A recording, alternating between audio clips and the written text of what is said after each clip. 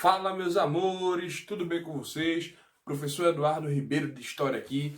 E bom, meus amores, hoje nós vamos continuar o nosso debate sobre o Brasil colonial, especificamente na parte do Nordeste, ocupado pelos holandeses, do Brasil holandês, certo? As causas que levam e os acontecimentos que ocorreram com esse período holandês, esse término de período holandês. A gente viu nos vídeos passados, vocês estão lembrados, né? Se não tiverem lembrados, dá uma voltada lá nas aulas anteriores e assiste, tá certo? Tá imperdível. Bom, a gente estudou, nós estudamos, nós vimos, percebemos, conversamos, dialogamos muito sobre as causas, né, que levam a esse enfraquecimento do domínio holandês aqui no Brasil. Muito por conta de dois motivos assim primordiais, cruciais, né? Lá na Europa, na Península Ibérica, a chamada União Ibérica, ela chega ao fim, em 1640. Então Portugal, a muitas custas e a duras penas, ela recupera o controle do seu autogoverno, da sua independência, e passa a ser automaticamente agora, né, com tanta guerra, tanta separação, tanta revolta, certo? Com o movimento da elite portuguesa, da elite lusitana, para colocar a família dos Bragança ao poder, né? Sendo Dom João IV o expoente dessa nova dinastia ao poder, Portugal passa a ser novamente um estado independente. Agora, claro que não era mais aquele Portugal rico e poderoso da dinastia dos Avis, antes da União Ibérica, certo? Esse Portugal agora está passando sérios problemas. Por quê?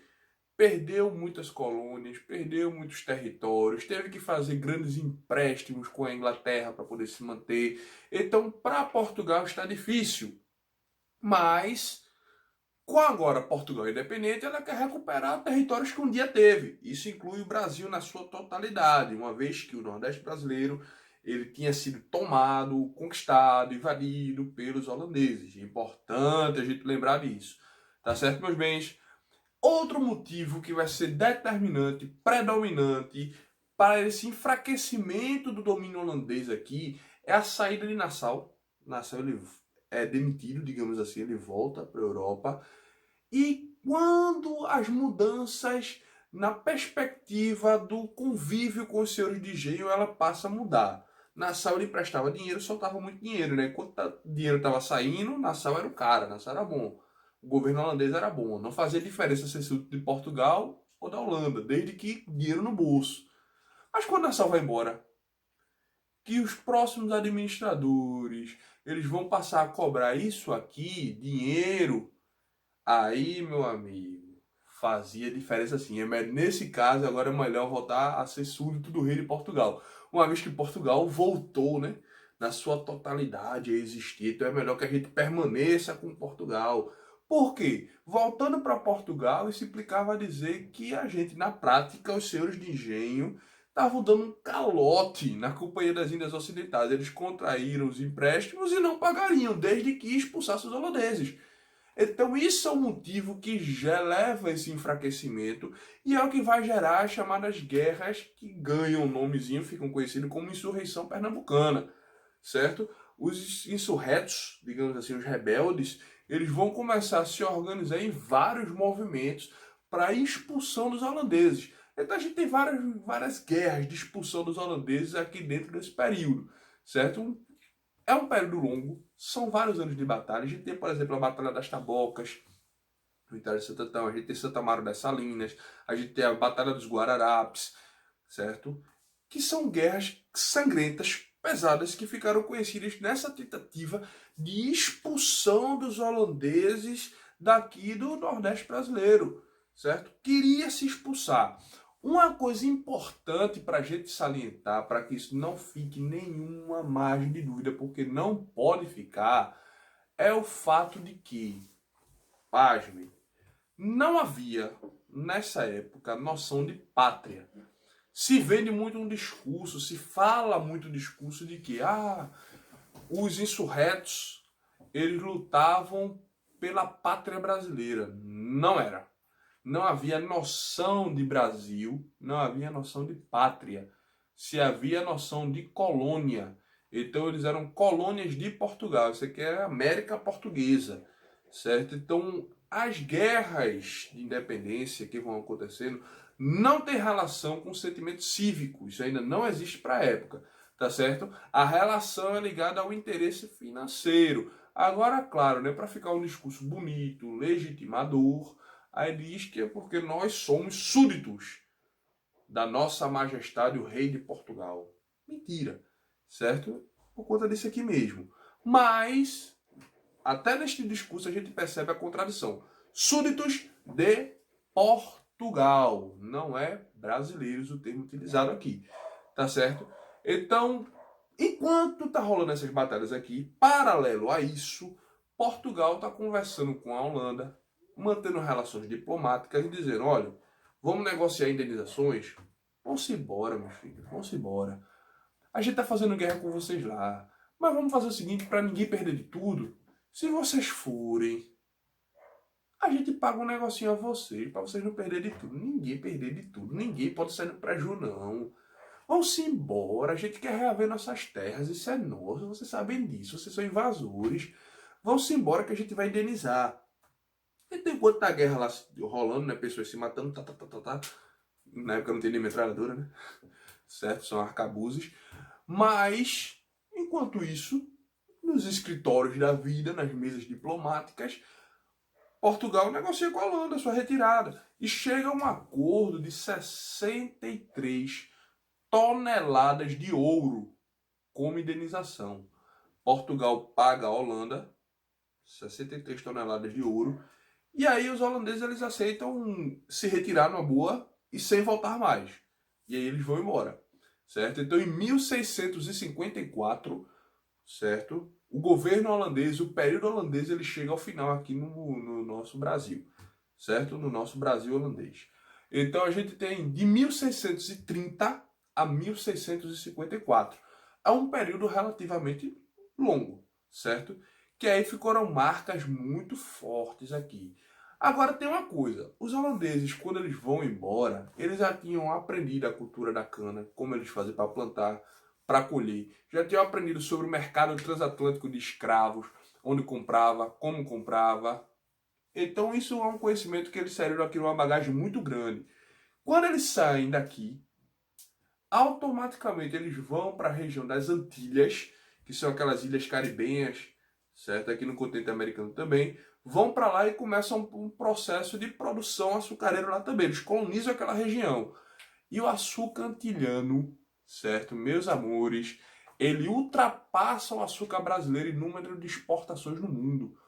Por quê? O açúcar deles lá tinha uma melhor qualidade, ficava mais próximo da Europa, o que se implicava dizer que o custo do produto sairia menor, porque eles gastariam menos com o transporte. Então o açúcar deles nas Antilhas passou a ser mais barato que o açúcar produzido por Portugal aqui no Brasil. Então eles praticamente eles vão levar à falência os senhores de engenho daqui. A concorrência do açúcar colonial brasileiro não consegue acompanhar a concorrência do açúcar holandês atilhano. Eles não levam à falência. Quando eles vão embora, eles deixam um saldo de uma crise econômica sem precedentes até então aqui nessa região. Não se tem condições de disputar mercado com eles. Não se tem. O açúcar brasileiro fica desvalorizado. E desde a saída dos holandeses, pasme, desde a saída dos holandeses, a economia açucareira não se recupera mais. Claro, o açúcar ainda continuou sendo um produto mais vendido no mercado, continua ainda sendo um produto top brasileiro, mas nem de longe dava os mesmos lucros que dera no passado. A nobreza do açúcar, certo? A burguesia açucareira, ela estava em decadência. E o Nordeste brasileiro estava em decadência açucareira. E isso, pessoal, isso é uma coisa que a gente tem que levar muito em consideração. Para além de outros fatores também, mudanças que vão ocorrer no pós-período holandês.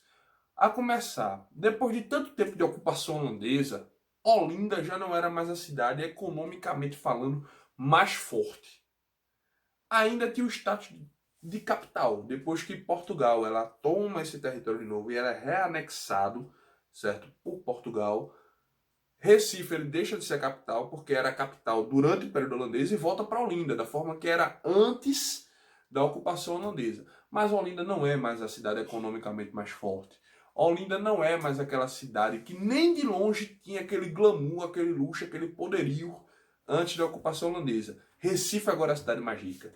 Apesar de que tanto uma como outra tem modelos econômicos diferentes. Enquanto Olinda é muito produtora de açúcar, isso talvez seja um dos fatores que leva a Olinda a não recuperar mais aquela força econômica que tinha antes da ocupação holandesa. Recife é uma cidade por excelência mercantil.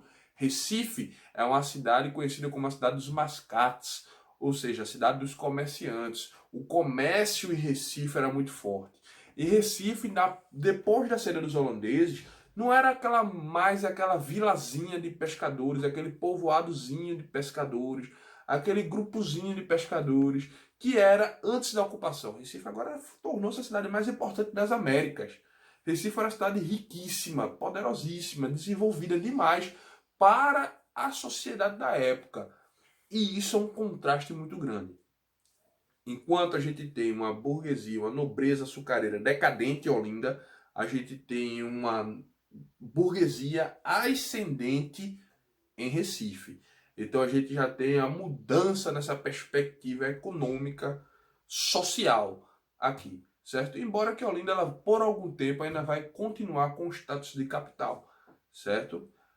Mas isso é um assunto que a gente vai continuar tratando em outra videoaula, certo? Até porque isso vai ser um motivo que vai levar a chamada Guerra dos Mascates, um conflito armado que vai existir entre a cidade de Recife, que na época não era nem cidade ainda, certo?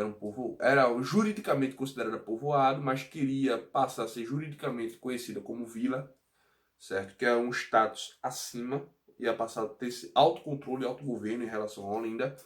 E a gente tem uma cidade de Olinda que não quer perder o controle de Recife, até porque na época quem administrava a cidade de Recife era Olinda. E Recife quer se tornar autogovernável, porque o dinheiro da arrecadação de imposto, ao ver que Recife estava mais rica, ficava só lá, né? A administração ficava completamente lá. Então Recife e Olinda vão entrar em conflito armado, certo? Mas isso é assunto para outra videoaula, tá certo? Alguma dúvida até aqui? Se tiver, deixa nos comentários que a gente vai solucionando todas as dúvidas, tá bom?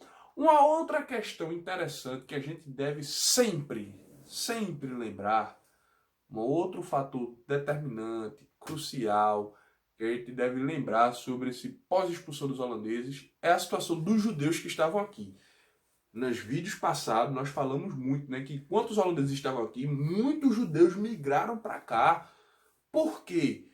Aqui era um lugar onde estava, pelo menos na ocupação holandesa, dava condições de tolerância religiosa. Lembrando que tolerância não é aceitação, né? Tolerância é você tu lá e eu cá, mas pelo menos deixa a perspectiva, o espaço do tu lá, né? Isso é uma coisa importante, certo? Do tu lá e eu cá. Então, os judeus que estavam aqui, como é que ficaram? Vinham porque tinham tolerância religiosa, vinham porque os holandeses estimulavam a prática comercial, vinham porque tinham condições de viver em sociedade sem serem perseguidos pela Santa Inquisição que estava com força lá na Península Ibérica. Então tudo isso foram motivos que atraíram os judeus para cá. Mas com a expulsão dos holandeses, a situação muda. E muda drasticamente. O governo português ele não tinha uma perspectiva de tolerância com os holandeses. Aliás, perdão, com os judeus. Não tinha essa perspectiva de tolerância com os judeus. E aí os judeus eles são forçados a irem embora. E isso é uma coisa que, para a comunidade judaica, foi muito difícil. Imagina, né, você vir migrar de um continente para outro, né, no caso eles vieram da Península Ibérica para cá, se estabeleceram, investiram, construíram, certo? Como a gente viu, a primeira sinagoga das Américas está aqui em Recife, certo? Ali na rua do atual Rua do Bom Jesus, na época era chamada Rua dos Judeus. Eles construíram, eles tinham investimentos, eles tinham comércios, mas agora com a retomada do poder pela coroa portuguesa, a perspectiva muda, a conjuntura muda. E muitos desses judeus eles são obrigados a ir embora, ou a se converterem e tornarem-se, então, ganhar uma alcunha de cristãos novos, que era o termo que se dava para um judeu recém-convertido, um judeu novo na fé, certo? Ainda que cristãos novos, eles não eram respeitados na sociedade como os chamados cristãos velhos eram, que eram cristãos de nascimento.